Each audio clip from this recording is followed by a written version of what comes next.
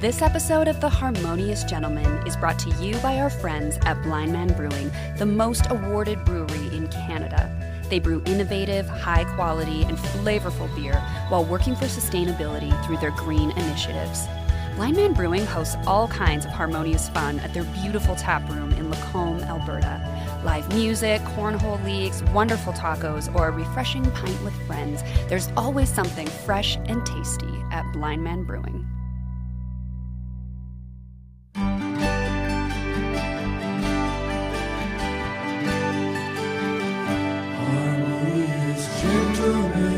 Well, if podcast episodes were the weight in grams of a Terry's chocolate orange, you'd know this has to be episode 157 of The Harmonious Gentleman.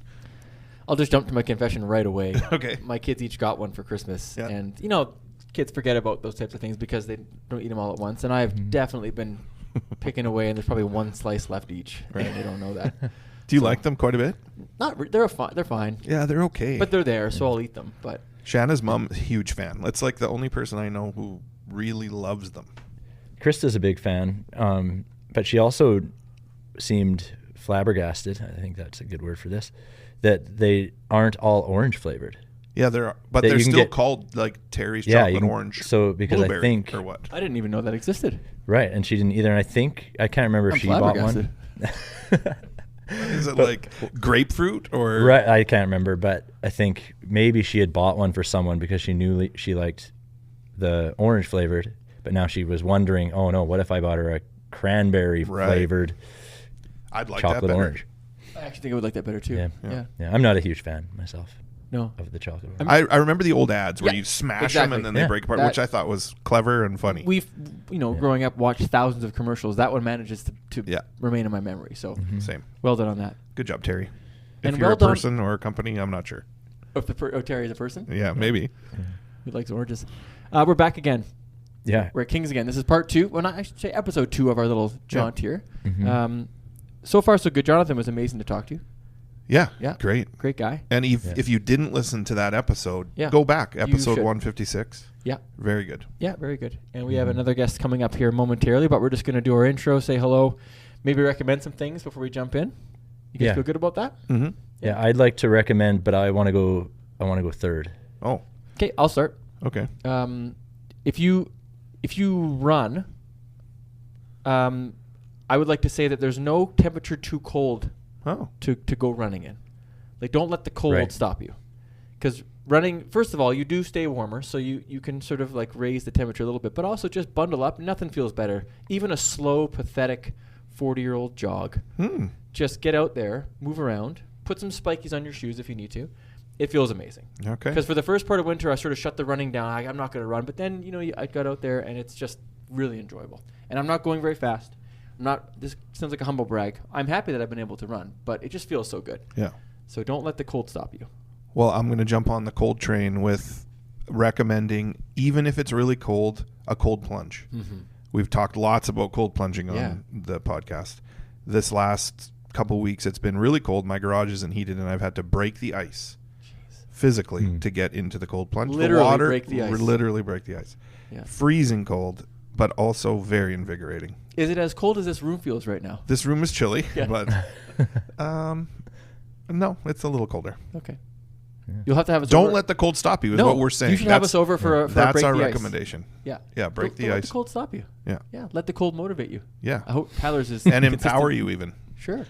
Tyler, I have zero motivation to do an ice plunge. That could be my confession, even though we had a whole episode based around the benefits. But I would maybe run in the cold, though. I like that one.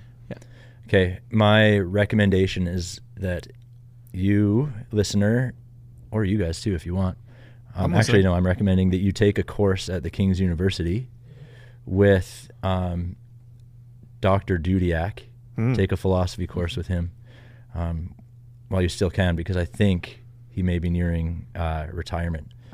So if you're thinking about going to King's, do it. Even if you're only in grade 8. It's the time. You should Enroll go to King's today. I was going to ask our guest on our previous episode if we could audit courses here. Like, can you just take one course maybe virtually? Yeah. And my follow-up question would be, as people who are sponsored by the King's University, could we maybe get a free class? Hey, now. That'd be awesome. You really missed your chance to I ask know, me. I did. Well, that might be a perfect segue because what we're about to do might be just as good. Ooh. Our Because it's guest, intense.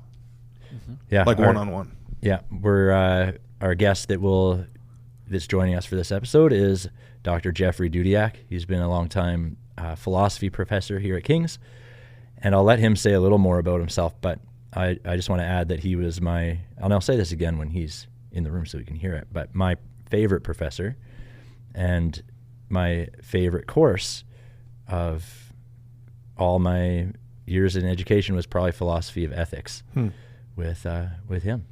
I think you've talked maybe for a couple of years about trying to get him on the podcast, Tyler. Yes, and we talked at Blind Man Brewing one time, and we kind of had it. We had agreed to do it, and then it just has taken a long time to actually make it happen. So today's the day. I'm excited. Yeah. Yeah. And I'm cold. So let's take a break and put a coat on. Okay. And then when we come back, we will be joined Yeah. by Professor Dudiak. Yes. Did I say that right? Yeah. Cool. Cool. This segment is brought to you by Cilantro and Chive. Delicious, creative dishes, a huge variety of locally crafted drinks, and with locations in Lacombe and Red Deer, they're making two communities more awesome. Check out their mouth-watering Burger of the Month, a rotating menu item that satisfies your hunger and supports local initiatives and charities. Cilantro and Chive, fresh, simple eats. So thanks for joining us, Dr. Dudiak. Yeah, my pleasure. I mentioned earlier that we've been talking about doing this for a few years. So I'm really excited that we get to do this. These guys are excited too. We are. Yes. But I'll let you introduce yourself a bit. So who are you? Where do you come from and where are you going? Well, first of all, I think it was wise for you to wait a few years. Maybe I know some things now I didn't know 5 years ago, but maybe not. I don't know. Okay. I think that who am I is probably the hardest question to answer, because I think we struggle with that our whole lives to try to sort out who we are, and all the things that make us interesting as human beings, our aspirations and frustrations and insecurities and eccentricities. Are all those kinds of things that are probably inappropriate to be too forthcoming about. I try in class to be honest without being exhibitionistic, because I want to be present to students, but I don't want to be, I don't want to be guts on the floor. So I'm sure some of my character flaws will come out in answering some of the other things that we're going to talk about. But I grew up a Quaker. I remain a Quaker. My wife and I are not currently attending Quaker meeting. We're going to an Anglican church, but I'm going to die a Quaker. That's just a big part of my identity. I'm very committed to a Christian understanding and a way of being in the world. I often fail at that, but I'm trying to do that. And I listened to your 2 episodes on God, and found that really interesting, and thought of ways that I would engage in that, and it's a complicated question in belief and faith and trust and all those things that are, I think, interrelated but not quite the same thing. So and so I had a father who was like you gentlemen in education, and he was willing to support me as I went on and on in school. And so I got 2 master's degrees and a PhD and spent way too long in school. Once a week, your guest later this afternoon is Mark Sandel. I play snooker, a billiards game with him. There's all these, we play once a week. And you hear of these people who sort of wasted their life in a pool hall when they were young. I wasted my life in school. I now wish I'd spent more time in the pool hall. I'd have a better chance of winning the games. But so I had too much education, spent too long in school, and then came to King's and got a job in the philosophy department here. I didn't expect to get it, and because I was, I thought the 4th best fit of the 4 people on the short list. That was my own perception of things, and so when I came, I was completely relaxed. Knew I wasn't going to get the job, so I could just be myself, and it turns out that was a That's a good by mistake, a good Great strategy, move, yeah. and ended up getting the job. So I've been here 27 years. Well, it's like all institutions. I love this place. I hate this place. I am very committed to it. We struggle to do the right thing. Many days we do, and many days we fall short, and we just keep plugging away. So, one of my favorite courses, my favorite course I took at King's was with you. It was philosophy of ethics. Okay. And one thing I appreciated was you gave us freedom to write our essay or paper however we wanted to. So I did a lot of little cartooning, and it was all stream of consciousness, and I'm sure it wasn't mind-blowing work, but it was enjoyable for me to do, and I love that course, so I appreciate it. Yeah, one of the things I think is that I try to do with undergraduates, because the truth is that most people taking philosophy courses here are not going to end up being philosophers. They're not going to even do graduate work in philosophy. And so I like to give students the opportunity to bring who they are into intersection with the material that we're working on, and that just feels right to me. And so I enjoy reading that kind of stuff too, right? And getting it, and so I've encouraged students to do any number of things. I've yet to have interpretive dance. I'm still waiting for that. So before I retire, I'm Tyler, hoping, if you do audit the course, I'll re-enroll. hoping to get somebody to do that. So One of the things we try to do when we're speaking with a guest or each other is have clear definitions of words we're using. So you mentioned not everybody who takes your course will become a philosopher. What is the definition of a philosopher? Yeah, I should have probably said professional philosopher, because in many ways I think we're all philosophers in the general sense. So I mean, philosophy really literally means philia, which is love, but love in the sense of friendship, and Sophia, which is wisdom. And it's an amalgamation of those two words. And so most philosophers over the years have called it the love of wisdom. And I think that, and of course that's become more professionalized and broken down into all these technical subjects and so forth, which I think sometimes are helpful and sometimes are more distracting than they are helpful, because we get caught up in all the technicalities of epistemology or something and forget about the fact that we're supposed to be pursuing wisdom. But I think in life we and we maybe talk a bit about this later, I think we should be pursuing wisdom more than we are. And there's a number of personal and interpersonal and cultural reasons, political reasons why I think we should be doing that. So that's the one definition of philosophy. And so I think that I often tell students that the best philosophy discussions they're going to have are not in class.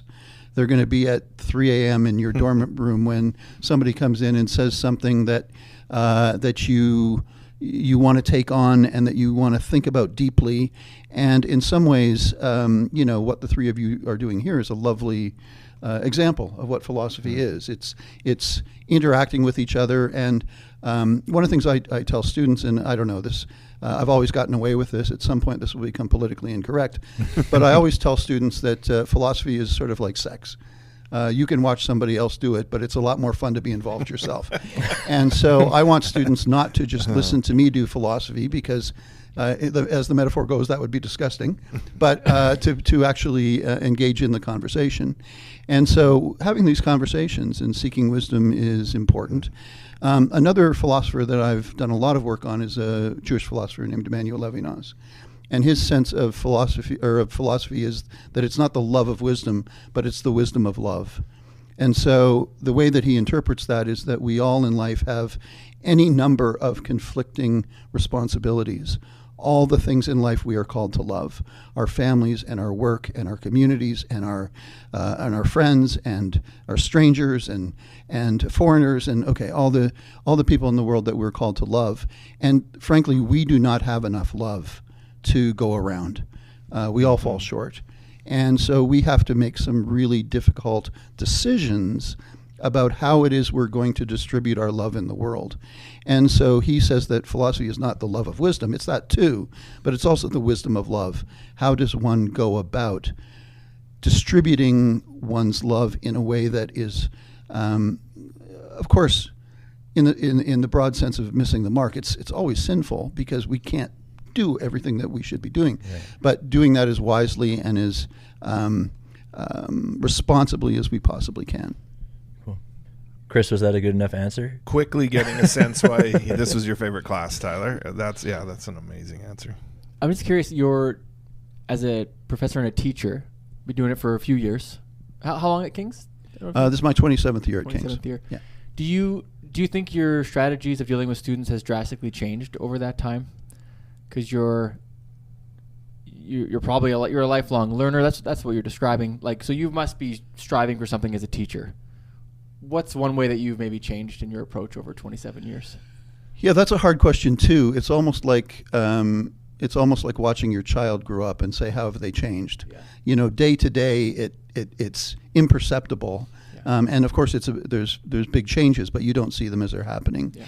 And I'm going to be honest and say I'm not sure how to answer that question. I'm sure that it's happened. Yeah. It would be interesting to have some of my earlier students compared to some of my more recent students. Yeah. I know that in terms of just the way that I deliver the material, I remember, now I had to move my office a couple of years ago because we were building a new building and I lost my office. So it meant that I went through years and years of material and threw a lot of stuff out. Yeah. And I looked at my lecture notes from the beginning years, and every word was written out.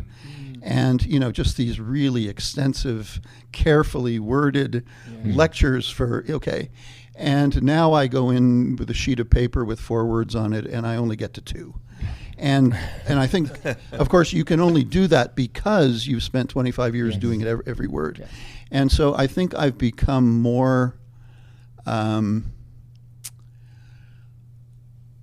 maybe more attentive to student feedback than I was when I had to focus more on getting the material out. Right. Hopefully I was never a complete cipher in terms of not attending to students, but hopefully that's gotten better. Yeah. And the other thing I think that I've realized over the years, and one of the reasons I love being at King's, is that I've come to realize that every student is not going to resonate with me. There's going to be some students who come to my class and they're going to say, this is a class that really matters to me.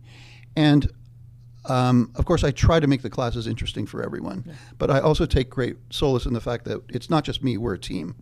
And the student who doesn't resonate with me is going to go to the next class with, Dr. Sandel or Dr. Loy, and that's going to be the person that they're going to resonate with. And so I think that I'm much more oriented towards thinking of the process as a broader team effort rather than as, this is my individual course and I'm focused on this. And right. Yeah. Have you noticed a change in the type of, or the learners, I guess, like thinking about students over your career? Yeah, I think that it's interesting in a way that I think students are better and worse. I think students are worse as the years have gone on, in the sense that they're not as prepared in terms of fundamentals. Mm-hmm. So, and I don't know why that is. But students have a harder time with grammar. They have a harder time with knowing basic historical facts. They have, there's certain basics that I think, even compared to my education 40 years ago, or I hate to think what it was, 45 years ago, and my students early 27 years ago. I think my generation, and then your generation would be the one in between. My generation was really strong on the fundamentals, but we were not at all worldly wise. And students today are, in some ways it's good for philosophy because they just don't believe you just to believe you. The fact that a professor says something is not good enough, okay? And I remember, sort of genuflecting before my professors, and they were somebody. And I think that now students are easier to engage at a deeper level because they're so worldly wise, and maybe it's the the amount of information and the amount of things in the world that they're immediately exposed to that was not the case once upon a time. So it's frustrating because thinking has to be orderly, and students who can't write a sentence have a hard time thinking. On the other hand, students really kind of know a lot, and they're okay, right? Does that change, reflect a difference in the way we appreciate or approach wisdom, or are those two things not connected? Well, one of the things that I am interested in doing is, I'm going to back up a little, if that's okay, and just sort of say what I think wisdom is. And I'm working on this right now. I'm trying to write a little book on wisdom, and we may talk a little bit about the truth book in a bit, but okay. We can go there now too. So, well, they're interconnected, but let's keep them separate for this clarity's sake. So my sense of wisdom, and I think this is true in pagan traditions like the Western philosophical tradition. I think this is true in Eastern religions. I'm working on whether this is true with indigenous wisdom. But I certainly think it's true with biblical wisdom, that what wisdom is, and I'll just give a couple examples. When Socrates, at the beginning of the Western philosophical tradition, or at least a certain aspect of it, is asked whether the Oracle of Delphi is correct in identifying him as the wisest man in Greece. And he says, yes, the Oracle is correct. And the reason is that I know nothing, but I know that I know nothing. Other people know nothing, but they think they know something, right? And so that's my advantage. So this not knowing, this capacity to step back from myself. Okay. Now, when I interpret the biblical wisdom literature, and so I do that starting in Proverbs and then go to Job and Ecclesiastes and the first couple chapters in 1 Corinthians, I take the biblical manifesto for wisdom as the fear of the Lord is the beginning of wisdom. Okay, it's often knowledge, but there's a bunch of interrelated Hebrew terms. Probably the best definition of the term used in that phrase is moral knowledge. Okay, so wisdom has to do with not only knowing, but knowing morally and living well. And okay, so the fear of the Lord for me means the recognition that I'm not God. And so the recognition that I'm not God means that anything that I think, any understanding that I have, any action that I take, any conviction that I have is not God's conviction, it's mine. And as a finite human being, my perspective is going to be partial, both in the sense of it's just a part of something larger, and partial in the sense that it's prejudicial, right? Okay. And so I think wisdom is that recognition, and then the capacity to step back, capacity and willingness to step back from my understandings, from my convictions, from my intuitions, from my instincts, and say, I need to put those things in a broader perspective and understand that they're partial. And so it's an equivalent to the non-knowing. And so wisdom for me is that stepping back and saying, this capacity to step back and say, my way of seeing things is not illegitimate, but it's not the whole of things. And I think that's the key towards being able to say, so what is it that someone on the other side sees that I don't? Because their perspective is also going to be partial. And if I can get to the point where I know that all of my understandings, and that means my reception of science, that means my reception of politics, my reception of revelation, my reception of everything is going to be partial. And so once I understand that, then that, I think, puts me in a position to hear other perspectives, makes me self-critical of myself. I mean, one of the interesting things is, I think the very word Homo sapien it's the wise hominid, right? And so what does that mean? Well, human beings we have this amazing capacity. It's not that animals aren't intelligent, but animals don't step back from their instincts. When an animal is hungry, it eats. When an animal is, what's the right term? Needs to mate, an animal mates, right? Human beings are the ones who are capable of saying, yeah, I'm hungry, but I'm going to fast for health reasons, for religious reasons. We're the ones who are able to say, yes, I need to mate, but I'm willing to be celibate, or I'm willing to be committed to one person or whatever. Okay. So I think this capacity to step back from ourselves, be self-critical, is the first step, the beginning of wisdom. And then I think the second step, which always is grounded in the first, is discernment. So being able to say, despite the fact that my perspective is always limited, I nevertheless need to make commitments in life and have convictions and stand up for things that I believe in. I think it becomes a circle that you do that at the same time you say, when you're on the legislature grounds and you're yelling, we're mad as hell and we're not going to take it anymore. The next line should be, and we may not be totally right. Right. Okay. Right. And so to have that in your heart, even while you're deeply convicted about something, I think is wisdom. And I think that in our highly charged, politically polarized environment, and we could talk a little bit about polarization. I think there's something unique about it that isn't just disagreement. But I think in our highly charged, polarized political environment that has now dominated everything, it dominates whether or not you believe in science. It dominates what church you go to. It just has become this total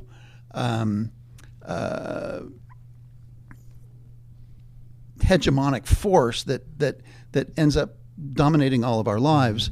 And I think our capacity to step back from that is really crucial to gaining some sanity in our time. And that's one of the reasons why I love the idea of harmonious gentlemen, because this is, you can disagree and still okay, right? Hear each other, right?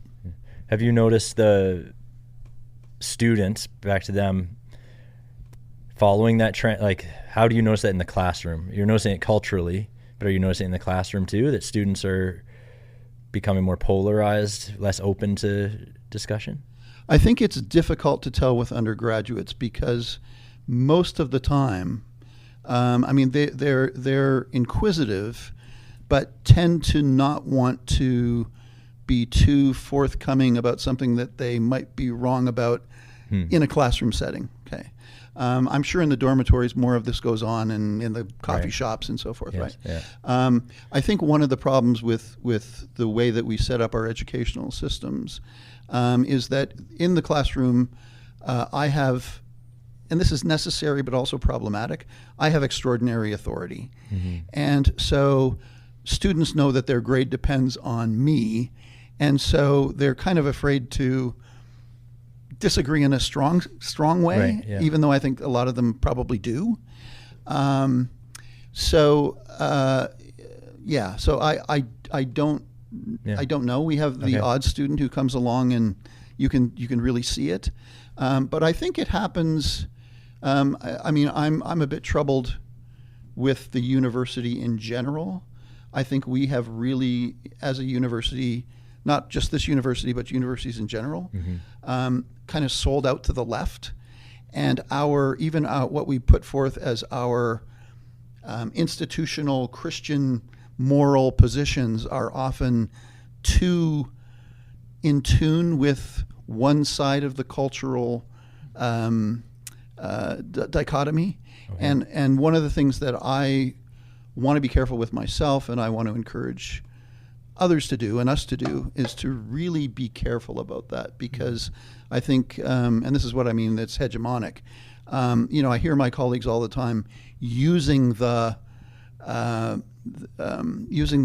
discourse of one of the political sides over against the other, and right. I think I understand why that happens. We were all trained in graduate schools where that goes on, and so we pass on what we've gotten. But I think we need to be self-critical of ourselves as an institution, as individual professors too. Okay. You mentioned earlier that polarization isn't necessarily just disagreement. I wonder if you could expand a bit on what you meant by that. Yeah. So I think polarization is, because when you start talking about polarization, people always look back and say, well, there's always been these disagreements and always been right. So the other night I used this example in class, and I don't know if this is the best one, but one of the students came in, he was wearing a toque and it said Coca-Cola on it. Okay.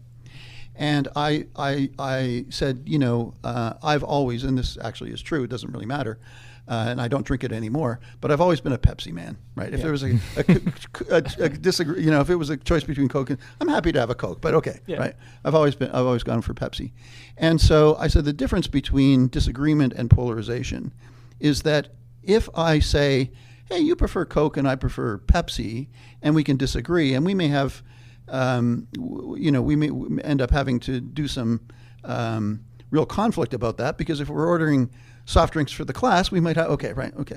But polarization isn't just that disagreement. It's when I define my position, not so much in terms of what I positively affirm, but I define myself over against the other side.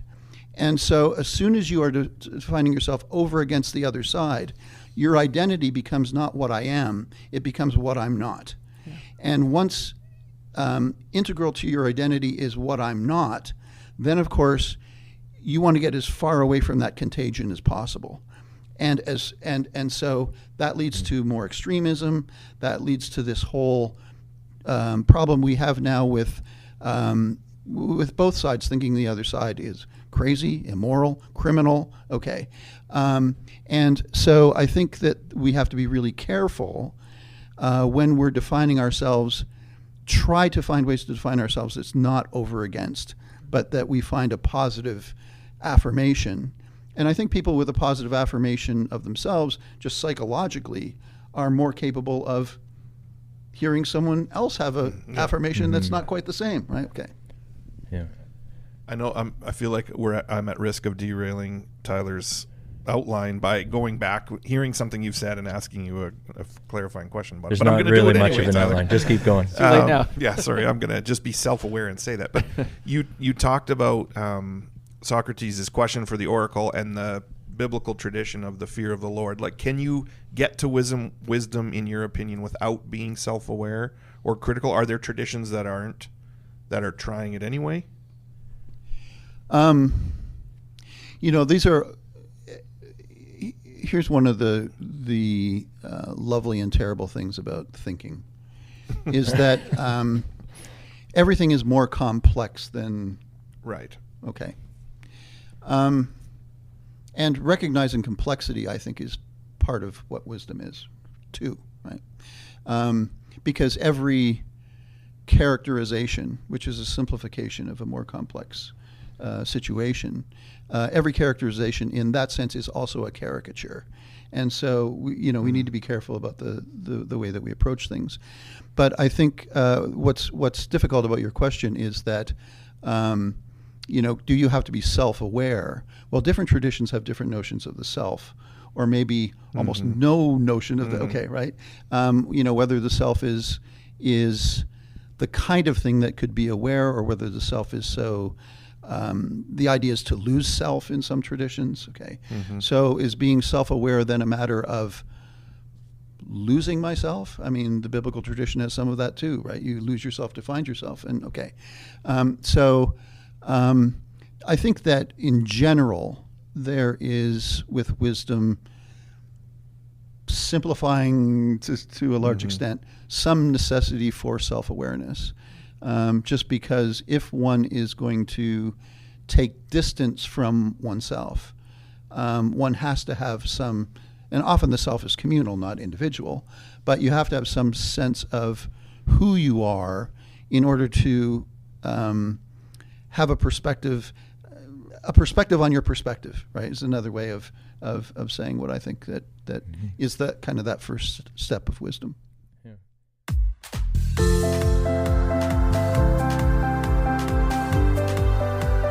This segment is brought to you by the King's University in Edmonton, Alberta.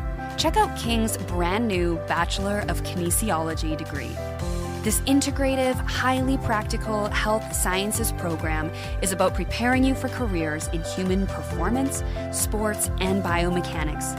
If you have a passion for movement and exercise, visit kingsu.ca/kinesiology. Okay. Something you said earlier about wisdom was that I think there was space for conviction there, or that was part of the cycle, right? So I've been thinking more about, and then polarization, and it's kind of leading to me to this idea of truth. Like, if you believe something to be true and you can have that conviction, does that mean there are things that are not true at all out there that you should push back against? Or another way I'm thinking about that is if my knowledge is partial and your knowledge is partial and we disagree, are they equally partial? Or am I more true, and how do you navigate that space? Like, because I don't think it's to be neutral on everything. So I don't know what the question I just asked was, but something about like I feel out of that and then answer it. Like, is there such a thing as a truth that is worth kind of pushing for? Right. So the short answer is yes. I think we have to have things that we're willing to stand up for, and things that are that need to be brought to the fore and emphasized and advocated for. And right. When that can be done in a way that's not sort of over against, I think that's the better way to go about it. Mm-hmm. But you can always come up with the obvious things. Should we be over against Nazism? Well, probably, right? Let's not say probably. We should be. Okay. But even the whole Nazi movement grew out of a sense of Germans feeling like their wings had been clipped, given the treaties after the First World War, and there was a sense of national identity and pride that was trying to be reclaimed that got drastically perverted and in terrible ways. But I always think there's a core of something that needs to be advocated for, even in the right. So another way that I think about this is that what I really think that evil is, I'm not going to say 100% of the time, but maybe 100% of the time, most of the time, is a perversion of some good. It's an excessive promotion of some good at the expense of other goods that should also be attended to. Mm-hmm. And so we need to be aware of what it is in those perversions that still needs to be responded to when we're opposing them. Mm-hmm. And we need to be aware of the perversions of our own emphasis of our own good. Okay. Yeah. So how that relates to truth, let me try to say a couple things. I'm repeating in some ways some of the stuff that's in the little book on truth that you have. Okay. Yeah. So my sense is that truth has been reduced to one of the aspects of truth in our modern world. Okay. Most of the time when we think about truth, we're thinking about whether a fact, whether a statement corresponds to some state of affairs. Okay, right. This is called the correspondence theory of truth. Okay, I'm reading in my class, my night class this term. We're reading Francis Collins' book, Road to Wisdom. Okay, Francis Collins, the famous scientist, and Francis Collins says, I know there's other theories of truth, but this is what truth means. Let's just, okay, right, and so I think that. One of the things that I am interested in, I think that notion, which I understand why we're pushing for it, but I think that notion is a reduction of truth to one of its aspects, and that one of the reasons we have a problem with truth these days is that we've focused too much on that one aspect rather than on a broader sense of truth. Okay. So one of the things that we have, and this is kind of lies behind this whole notion of the post-truth era, which doesn't mean we don't believe in truth. It means that we can't decide which truth we're going to advocate for. So, the new atheists have their truth, and the Christian fundamentalists have their truth, and men have their truth, and women have their truth, and Republicans have their truth, and Democrats have their truth. And so it's not that we don't believe in truth; it's that we no longer share the authority that's capable of adjudicating all of our truth claims. Right? We go elsewhere to find out what we believe, what we're going to take as true. And so when a fundamentalist runs into a new atheist, and the new atheist says, I'm looking at physics, and the fundamentalist says, I'm looking at the Bible, they're not likely to intersect at any point, right? Because they're looking at, they draw truth from different places. Mm-hmm. So one of the things that I'm interested in doing is backing up historically and looking at truth in a deeper sense. And our English word truth comes from the Old English word troth. And the word troth is, 70 or 80 years ago, even when I was a kid, I heard this a couple times. When you got married to somebody, you would say to them, I pledge you my troth. Okay. Right, yeah. Now, it's really saying, I'll pledge you my truth. Now, that doesn't mean that I'm going to give you a bunch of facts. Mm-hmm. That means I'm going to be true to you, right? And it really means I'm going to be faithful to you. And so the old word troth doesn't just mean correspondence to facts, or facts corresponding to realities. It means being faithful. And so we still have that use of that word now. We say being a true friend, right? It means that your friend's going to show up when you need them. They're going to be faithful to you. Being true to your spouse, being okay, right? We talk about if you shoot an arrow and it stays on the line you put it on, it flies true, right? Okay, right. So we still have that sense of truth kind of in the background. And I think that was the broader, richer sense of truth that we had for a very long time. And that's the way that I read the biblical notion of truth too, right? When Jesus says, I'm the way, the truth, and the life, he's not saying, I'm a bunch of facts. Mm-hmm. He says, look, this way that I live is the way to life. And what is that? It's the faithful way. It's right, to be true to God. Right? Mm-hmm. And even when he's testifying before Pilate and he says, I came to testify to the truth. Well, okay. He means this is showing you what it means to be faithful. Yeah. Okay. So if we retain that deeper sense of truth or regain that deeper sense of truth, I think then we realize that facts aren't just these things that hang in the air. Facts are contextual. Mm-hmm. And facts are part of something deeper because facts are one kind of truth. Right? Whether a statement corresponds to a reality it has to be faithful to it, right? That's one kind of truth. So that's an important, right? Facts are important. Yeah. But it does mean that when I'm offering you my facts, I'm not just pulling things out of the air. This is my way of being faithful to you, offering you something that is important. Yeah. And so when I think of being in a discussion with someone who radically disagrees with me politically, I'm not just pulling facts out of the air so I can throw them at them and defeat them. I need to engage in a conversation with them in a way that's faithful to who they are and what they aspire to. And so I can't just extract one aspect of truth. It needs to be grounded in that deeper sense of truth. Yeah. And so to say one thing is truer than another,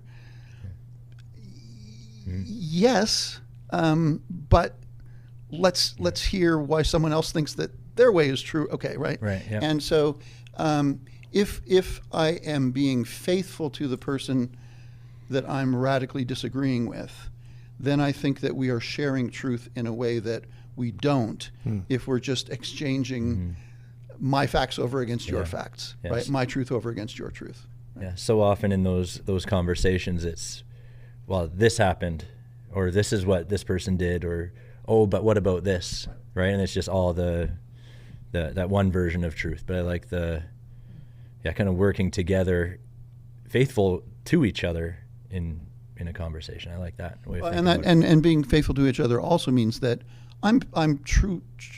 Tell the truth about where I come from, right? I'm not just sort of saying, well, it does matter, right? I see something that you don't, and you see something I don't. Okay, so how do we be faithful to each other's deepest selves and convictions, right? Yeah.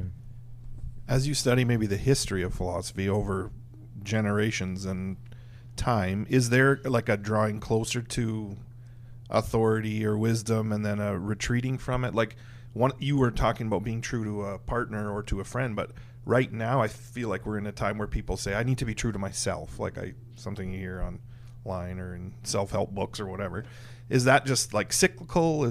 Are we in a cultural moment where we're pushing authority and a wisdom aside? Yeah, one needs to be a little bit careful here, because I would not claim that once upon a time, everyone was wise and sought wisdom, and today no one is wise and no one seeks wisdom. Okay, I think there's a lot of wisdom still around. I think we emphasize it less. We look to it less, think about it less. I had students once in a class go through all of their course descriptions and see how many times at the King's University, and one of our leading slogans is teaching each other in all wisdom. Okay, so I had students go through all their course descriptions and say, how many times can you find the word wisdom or something that hints towards wisdom as opposed to just knowledge? And it was, to my great shame, the philosophy department did no better than any of the others. It was very rarely mentioned. Okay, it just wasn't really an emphasis. In this class you learn this and you learn, okay, right? And so maybe wisdom happens kind of in the background, right? I'm sure there are many professors here who impart wisdom, but it's not focused on. One of the things that I think happened was historically, in the modern era, which is coextensive with the beginning of modern science. It's not the exact same thing. Okay, again, it's a caricature. But modern science came along and said, look, this is the way that we can arrive at truth. And most of the early modern scientists were still theists. They were still Christians in the West. Okay. But over time, it got to the point where we started, where in the Enlightenment, we started to say, this is the way that we arrive at truth. And look at those old texts. They're wrong about everything, right? And so we started to replace, I think, the biblical text. I think a lot of ancient holy texts are wisdom texts, not knowledge texts. It's not that easy to divide it out because, those distinctions weren't made. Okay, right. But I think that's the way that we need to read them. And so we came along and we said, okay, well, those texts are wrong about things. They're wrong about the way the universe works. They're wrong about physics. They're wrong about, biology. So they're just wrong. And so what we started to do was to read them as knowledge texts, read them, therefore they're wrong and can be rejected. And the wisdom got thrown out. Yeah. Okay. So one of the dangers that we're in now is that knowledge has now moved into the information age. And I think we're starting to replace knowledge with information. And so, one of the dangers of AI, without knowing entirely what I'm talking about yet, and one of the dangers of a lot of the stuff that's going on now is that we pick and choose bits and pieces of information, and we don't bother to check whether it's knowledge, let alone trying to put it into some context of wisdom. And it's so compelling. And I've never had social media, but just about a month ago, I got Instagram. And I don't know why. I was in Ireland with my wife over Christmas, and some reason I downloaded Instagram. You got to post some pictures. And I haven't actually. I follow a couple friends or something. I haven't posted anything, but okay. But I started to scroll. It's like it's very compelling. Like even this morning, I was watching this guy who has like the 5 dogs of the week. It was really great. Okay, and it's like I want to see more of the 5 dogs of the week. But you can spend your life, and it's so interesting when students come into class now, and rather than engaging with each other, there can be 30 students in a class and 27 of them are on their phone before class starts. And I say to students the first couple days, what are you doing? Like there's a human being 4 feet from you. And so I make a rule that before they're not, it's not that they're not allowed to be on their phone, but before they're allowed to be on their phone, they have to turn around and say hello to an actual human being that they don't know. And just, it doesn't have to be anything profound. You don't have, but just to say hello, make a human contact. And that lasts for about a class and a half, and then they forget about it and go back on their phones. But this idea that some, and of course the idea that I can have my truth and you can have your truth also relates to the fact that we can just get fed by algorithms the thing that we want to, right? So my fear is that if we've moved from wisdom to knowledge and we're now moving from knowledge to information, we're getting further and further away from wisdom. And it feels to me as the world becomes more complex and more interrelated, and the implications of what we do here or what they do there are global rather than local, it's really a time to try to find some wisdom again. And okay, so I have a very small audience of 4 people who listen to me, and I'll do the best I can to talk to them. But I think that culturally, this is something I think is crucial, and I would love to see happen. Mm-hmm. So one of the things that, because I do have a little bit of a Christian audience, I'm trying to develop a little Christian wisdom workshop that I could maybe offer to churches or something, because I think that churches should be the antidote to polarization rather than rather than us contributing to the problem. And I think so often we think in our current age, this happens in churches too, we think that the right thing to do is to defeat the other side rather than to get together and defeat the opposition the way that we're opposed to each other. And so if we could switch that around and see our despising each other as the enemy rather than our despising each other as the way to win, I think that's going to be necessary to move past our current cultural social malaise. And I don't know how that happens, but okay, starting to talk about it. Yeah. You've preempted our question about how can we be harmonious, I think. Yeah, that was what I was going to ask, is what does it mean to be harmonious? We're trying to figure that out after years of doing this. So I was going to see if you could help us out. But I was also going to ask about the action. Okay, so now what? Like, how do we go out into the world and act on it? But I think you might have just said, how do we do that? I don't know. But is there like little steps that you think what we're doing as the Harmonious Gentlemen or our listeners could do to take steps in that direction? Well, one of the problems with philosophers is that everything happens at an abstract level, right? Mm-hmm. And one of my favorite lines is the old phrase that the philosopher asks, "Sure, it works in practice, but does it work in theory?" Right? Okay. And so sometimes philosophers are the worst people to ask for what are the next steps, right? Okay. Yeah. But okay, I do think that that listening, which is part of what I think harmoniousness is about, if harmoniousness is a word, harmony. We've used it many times. Yeah. We've tried to make it one. Yeah, I guess it's harmony, but okay. One of the interesting things is that when Plato talks about justice, and his word for justice is dikaiosune in Greek, which is the same word that the New Testament uses over and over again, and it uses it for.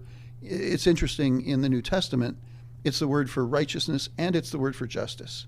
It's the same word, and it's translated differently in different contexts. And so when you have the left-wing churches saying, "Oh, it's all about justice and righteousness doesn't really matter," and the right-wing churches saying, "Oh no, it's righteousness that matters and social justice isn't that important," they're both wrong. It's the same thing, right? You can't have one without the other. Okay, but this notion of justice for Plato means the different parts of your soul are coordinated with each other, are in good relationship with each other. And one of the words that he uses for that, one of the concepts he uses for that, is harmony, because harmony is knowing how to put different notes into relationship with each other so that you get a sweet sound instead of a sour sound. And so in Plato's Academy, his school, one of the necessary subjects that the ruling class was supposed to be, it was all just, of course, in his imagination, it never happened, but one of the subjects that was necessary to take was music. Why? So that one learns harmony. Why? So that one understands justice. And so harmony, I think, plays into justice, righteousness in an important way. And so it's a good name. It's a good word. Okay. That was your idea, right? That word? Like the name of the podcast? Yeah. I think so. I'll take credit for it. I do. For it now. Yeah. The whole metaphor thing. Yeah. But yeah, I think this has been awesome. Yeah. Thank you so much. Really enjoyed this. Jeff, for doing this with us. Is there anything else that you really want to talk about? Because we are, I think, getting close to kind of the end here. Flew by. Yeah. No, I'm grateful for the opportunity to see Tyler again and meet new friends, and enjoyed the conversation deeply. And wonderful. Thanks so much. Yeah. Thank you. We have one more section that we do, and you're welcome to join. It's called Confessions. Okay. I don't know if in the episodes you've heard, if we've done it on those episodes. You're welcome to join us for that. This segment is brought to you by Birdie Coffee. The team at Birdie Coffee is passionate about high-quality, locally made craft beverages. Enjoy a decadent latte, freshly roasted espresso, or something iced and delicious. Located in Red Deer, Alberta, Birdie Coffee Co. is a stop well worth making. But don't worry, if you aren't in the area, you can get their fresh roasted coffee beans delivered right to your door. Head to birdiecoffeeco.ca to learn more, or check them out at the Gasoline Alley Farmers Market, Thursday to Sunday.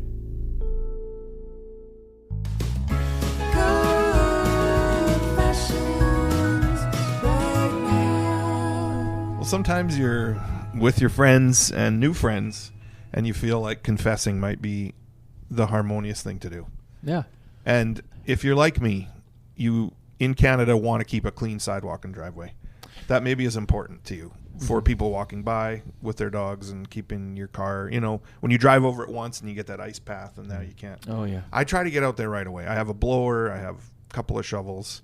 And then I basically just gave up this year. We had the melt thaw, warm weather, Chinooks or whatever it is, and we get that drip off the water coming down, and my driveway is just a terrible disaster right now. You saw me actually this morning. Well, I came to pick you up and you were frantically. I was shoveling frantically because we had a small snowfall overnight. But there is a portion of my sidewalk in the front, which is like the public sidewalk, which I've completely given up on. And at the edge of it, and the end of it, it connects to a walking path. And I'm guessing the drift, which is completely hardened into ice now, is probably 2 feet tall. And I've basically said, I don't care. So the confession is I've given up on people, my neighbors, but my sense of duty. But interestingly enough, I think you're making up for that in other ways, because we were getting coffee this morning at Second Cup. And while we were waiting, you went out and started shoveling the sidewalk. Yeah. And the worker looked at me. He's like, he shouldn't be doing that. Like, he seemed kind of upset. Yeah. And I said he loves shoveling snow. So you just got to let him do it. I like the idea of it. And then he came out to try and stop you, He didn't he? did try to stop me. I said, no, I'll just do this little part. Yeah. It was awesome. I have a really quick confession. I have a lovely daughter who I love deeply and admire her spirit. But bedtime can become a drawn-out process. And June, if you're listening to this, I have not been truthful every time we do bedtime. I'd say 50 to 60% of the time when you ask me to cuddle or read a book and I say, I got to make lunches and clean the kitchen, I'm going right to bed. I'm not doing those things. So if you're listening, June, I love you so much. I just it's self-preservation at that point of the day. But you just got to get to bed. Sometimes I do have things to do, but most of the time I don't. And sometimes you cuddle. And I do, yes. Yeah. It's not like I never cuddle. Right. The problem with that is that I fall asleep. Yeah. And then it's hard to get going again. Tyler, what do you got for us? Well, I have a few that I could piggyback off the bedtime routines, but I'll save those maybe for our next episode. But my confession for this one is that I think it's going to start as a brag, as many of my confessions do. And end. But in the middle. Yeah, there might be a little confession in there somewhere. Is that I feel like I'm pretty good at acknowledging that I might be wrong about things, or that I am wrong about things. But my confession is that I'm really bad at acknowledging that someone else might have some wisdom in their perspective. And I need to work on that. So you're like halfway there. Yeah, I'm okay on the one side, acknowledging my own limitations, but I kind of like, I might be wrong, but I'm not as wrong as you. Right. Yeah, that's a good way of saying it. Yeah. I might be wrong, but there's no way you're right. Yeah, that's it. And I'll leave it at that. Otherwise, I'm going to start bragging. Okay. Yeah. Well, yeah. I'm not sure I'm confessing correctly. The thing that I think of immediately is that it's a delusion that I've had. I've always thought of myself as a very warm and friendly person.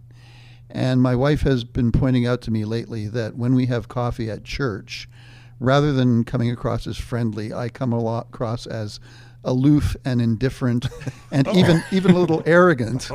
And it's really rocked my world. The sense I've had of myself my whole life may be wrong.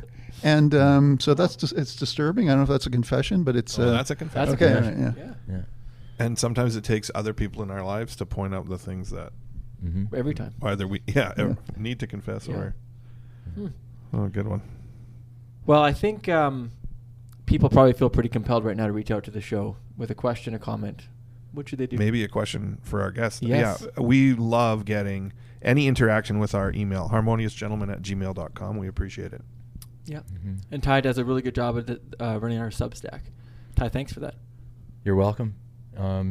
If people wanted to see how good I'm doing, they can go to harmoniousgentleman.substack.com.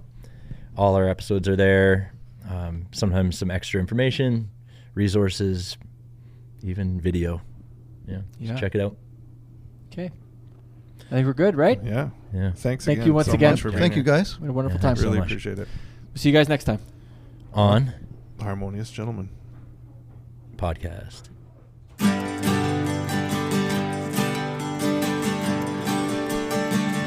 Harmonious Gentleman.